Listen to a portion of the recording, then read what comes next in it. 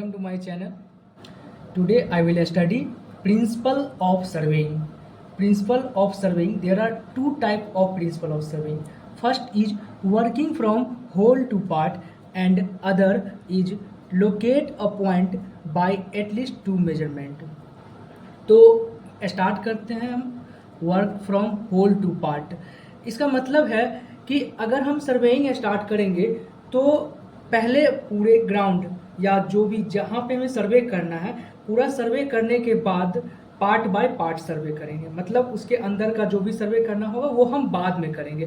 पहले हम पूरा जो मेन पॉइंट है उसे हम मेजर कर लेंगे और उसे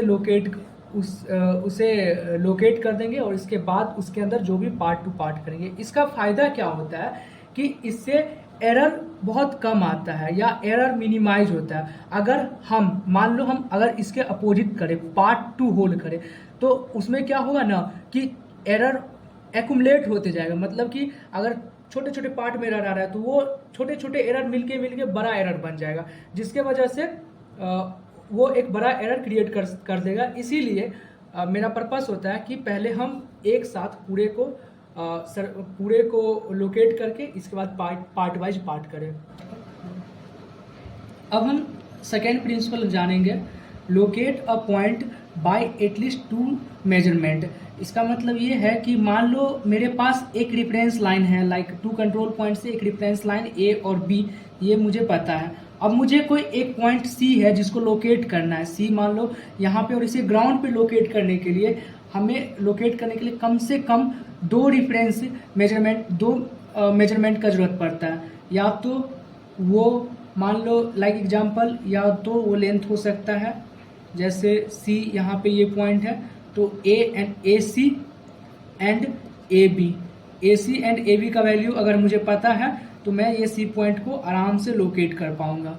ठीक है, या ऐसा भी कर सकते हैं आप कि ए बी आपको मान लो पता है और ये सी पॉइंट है, तो सी पॉइंट को आपको लोकेट करने के लिए यहाँ का एंगल मेजर कर सकते हैं। ये θ1 एंड θ2, ये θ1 एंड θ2 से भी आप लोकेट कर सकते हैं पॉइंट सी को। या तो आप ऐसे भी कर सकते हैं, ए सी, मान लो ये ए सी है, सॉरी ए बी है, ये सी पॉइंट है, इसे लोकेट करना है तो आप ये बी सी मेजरमेंट ले लें और एक थीटा ले लें, तो θ1 एंड बी सी मेजरमेंट से इसमें क्या था, θ1 एंड θ2। फाइनल कंक्लूजन ये निकला कि हमें किसी भी एक पॉइंट को दिखाने के लिए कम से कम दो मेजरमेंट का जरूरत पड़ेगा, इंडिपेंडेंट मेजरमेंट होना चाहिए। Thank you.